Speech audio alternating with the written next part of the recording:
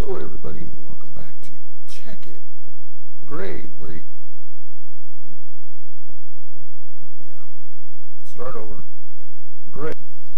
Hello everybody and welcome back to Tekkit. Hey Grak, where you at? I'm in the computer room, man. Computer room. Can't even walk through the wall here. What's going on? There's the doorway somewhere. Hey, what's up, man? Ooh. You trying to install Windows 10, huh? No, this actually looks better than when I tried to do that. Oh, okay. Hey, for those of you guys that are old school, man, that's the Commodore symbol right there, man. Commodore 64. Of course, this one says it looks like it's a 1641 or 1541. But yeah, old school. So, Grak, I've been doing a little bit of farming. You want to check it out? Sure. Alright. You got any carrots on you? Or you want me to throw you some carrots? Oh, I'm ready. Alright. I always come prepared with carrots. Check it out. We got the chicken nuggets and the baconator. In here is a semi-automatic baconator. So, did you feed them? Breed those bad boys. So you breed them, and then there's a half slot there. You see the baby pigs fall down through the half slot. And this is too high, they can't get out. And then down here is where the baby pigs show up, and they're all excited because I'm standing here with a carrot in my hand. You see, there's one. Get rid of your carrot so I can lure them. So I can lure the babies down. Go ahead. Anyway, this next part, Dallas, if you're watching my episode, please turn away, because she doesn't like to see them roasted. But we're gonna go ahead and barbecue that bad boy. Go ahead and barbecue that bad boy.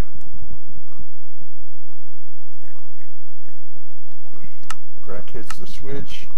Only the grown pigs catch fire, and if they die from the fire, then the drops come in here, and you get cooked pork chops. Now, I'm not going to take credit for this design because it's not mine. Both of these designs were done by another YouTuber, and I'll put a link in the description for that. But yeah, pretty cool. And I was going to do something with the cows, Grak, and when I was building this, I broke the cow pen, which was outside, and I flew around all over the place with my Pokeball, and I cannot find any cows. Okay.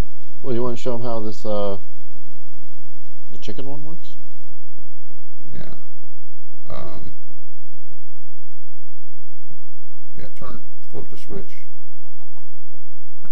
So what happens is that dispenser has the eggs in it, and then it goes through that half slab, so the chicks are born on the half slab, and the lava does not affect them because they're below it, even though it looks like they're in it. They're not. Those are the source chickens up top.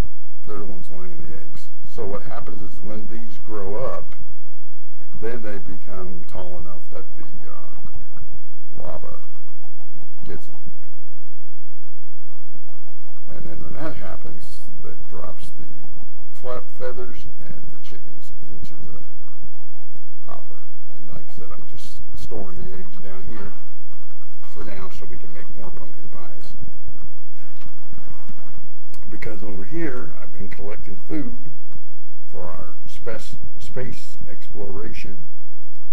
And you can see in here that I've got 3 stacks of steaks, 3 stacks of potatoes, 3 stacks of carrots, working on the pork chops, working on the bread, working on the pumpkin pie, fish, and I got to use more of those debt cords to get fish. Speaking of fish, Graktor and I grew up in California, and in San Francisco they have a pier called Pier 1, and so I kind of tried a little Minecraft duplication of that over here. And Pier 1 is, back in the day, was known as a place where the seals would, the walruses. No, seals. These are walruses, but yeah, these are walruses. Seals. But they were seals, and they would collect on the pier. And then one year they disappeared and never came back. And they had been coming there every year for years and years and years and years. I don't know if they've ever come back. I haven't looked to see if there's an update on that. But anyway, so this is where the Gray Gamer does his fishing. So when I get a chance. Tree farm is working, but we've set some goals for ourselves in relationship to that, because if you look in our ME system, we've got it sorted by number of items. We have 8,772 spruce logs, 7,611 charcoal, and so basically we're going to shut the tree farm off when we have 10,000 spruce or 10,000 charcoal, whichever comes first. All right. So Graktor, I talked to Finigson a few days ago,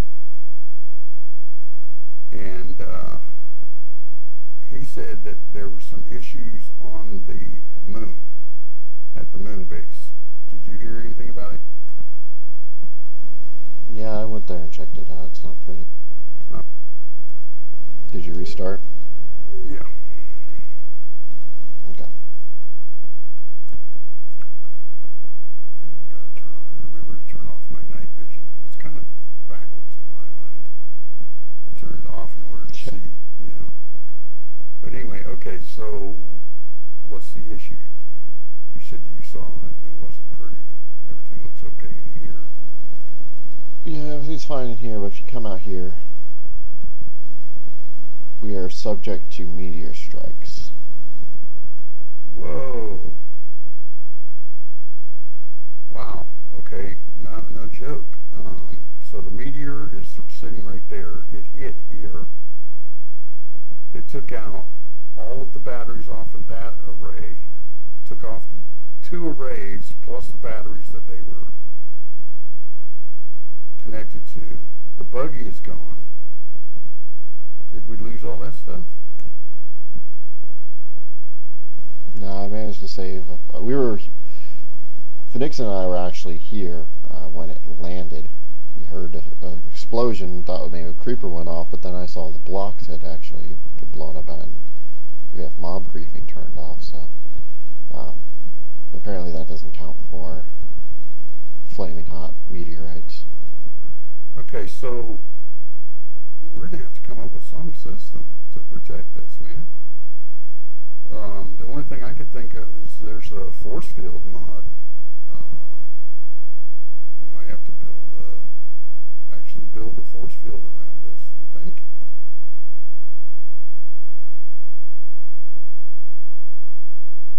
I don't know how else to probably, yeah, protect it. Can you break the meteor? No, because I have that sapphire pick and I don't have the diamond one. Or the sapphire and ruby ones aren't as good as diamond as far as that goes. Is it doing anything? I'm using the ruby one, but is it doing anything? Yeah, no, it put a little crack in it, but it's not spreading, so you might as well stop. Oh, okay. So we have to. Now I guess we could go with the theory that since the meteor already broke it, leave it there, maybe another meteor won't spawn in it here. My only concern is if you guys are standing here when that thing hit, could it take you out? Theoretically, it could. Probably. Did you lose the? It's really hurt. Did you lose the panels too? No, I got those. Okay, good. Wow, this is pretty. What about the buggy? Do we still have the buggy? Okay. Wow, this is pretty crazy. Pretty crazy stuff.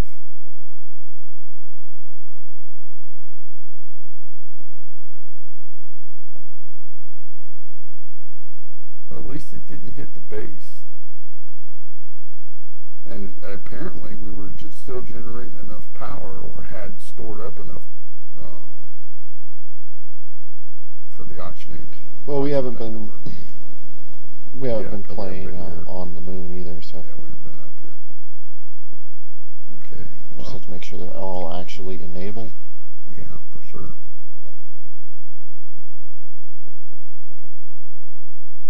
All right, we're back in business. All right. Well, let's. We're definitely going to have to get cracking. Hold on, let me take care of this.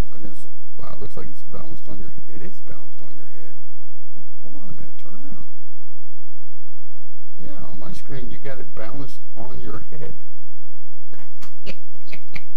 Wow, that's freaky, man. Okay.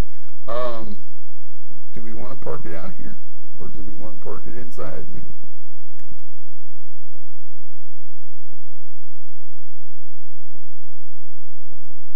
Are you trying to turn it around? Will it turn? I was just trying to get it to go properly onto the... Oh, okay. Now, how do you check the fuel level on it?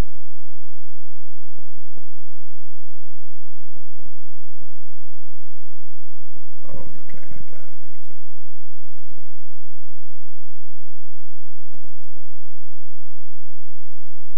So it does the same fuel loading thing like the rocket does then.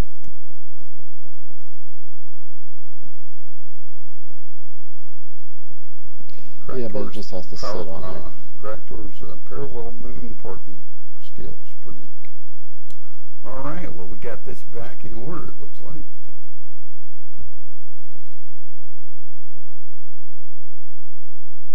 For now, anyways. But yeah, we're gonna have to definitely look into the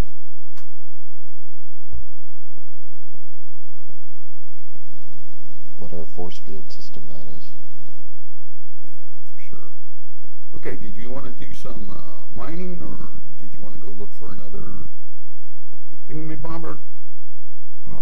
Actually, I thought we would give an update for the on the space station. Head back to the Nexus.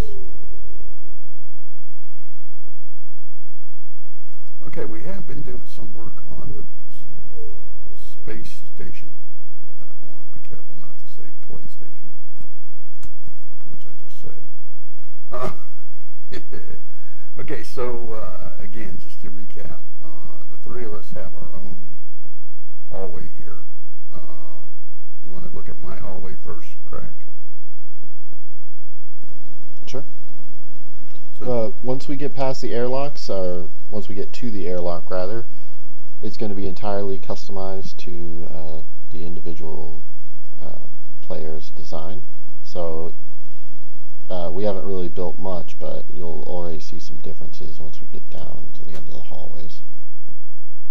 So let's show them what you came up with. Okay. So far. So anyway, this is my hallway, and if I look back, I can see both of the hallways. But anyway, this is the airlock, and when it opens up, you come in here. This is pretty cool, as far as I can. I mean, basically, this is glass with obviously the liquid redstone, and then if this other one opens up into space. So, oh, look at the moon, dude. Full moon. We were just over there. Yeah. I wonder where the crater spot is. Is it right there? Anyway, that's pretty cool. And then, as you can see, it's redstone. But I'm going to build something out here that's going to connect to the airlock. So the idea is that you come in from that into here. It seals, and then it decompresses in here. And then when you come back in here, you're back in oxygen-rich atmosphere. You added more sealers. No, you added more. What'd you add? You underneath the Collectors. So we've got way plenty. Bad English. Yeah, there's 4 collectors down there, each completely surrounded by 5 blocks in all directions of leaves. So I think each collector is producing something like 2,000 units of air per second. Each sealer only uses 320, so we've got about 8,000 pumping into these, only using about 640 at the moment. So we've got plenty for anything we want to do at the ends of our plus we're only running it off of the 4 solar panels and the batteries up there, so we're not having any issues. I don't think we'll have any issues with meteors actually on the station, will we? No, the meteors don't fall here, only on the moon. Okay, Grak, you want to show us what's happening down the end of the blue hole, man? Yeah, I think this is way cool. Since you're recording, I'll let you walk in. Alright, I'll walk in. Whoa. That is cool. Yeah, but this is way cool. This is really cool because it's open and yeah, and again, same thing here. It opens out into space, which is awesome. So yeah, this is a pretty cool decompression chamber. And if you look over, hi Greg, how you doing, buddy? Wave. Doing good. And Graktor, not Graktor, Nixon was up here, and he checked it out with us and everything, but he hasn't done anything with his yet. So his is just blocked off, like you saw in the last episode down here yet. So yeah, pretty cool. All right, well, we're gonna have to, I guess, call it an episode here. And are you coming back in, Grak? Good, buddy. Staying out there? It's fun out here. Anyway, we'll call it an episode, I guess. And Grak is playing around doing a moonwalk. And we'll have to get going on that force field, study up on that force field situation, and figure out how all that stuff's supposed to work. To try to protect our base on the moon there. And my power supply is going way down. I don't know why on my power suit. But alright guys, thanks for stopping by and checking us out. Graktor, thanks, fan. And we'll catch you guys next time. See you later.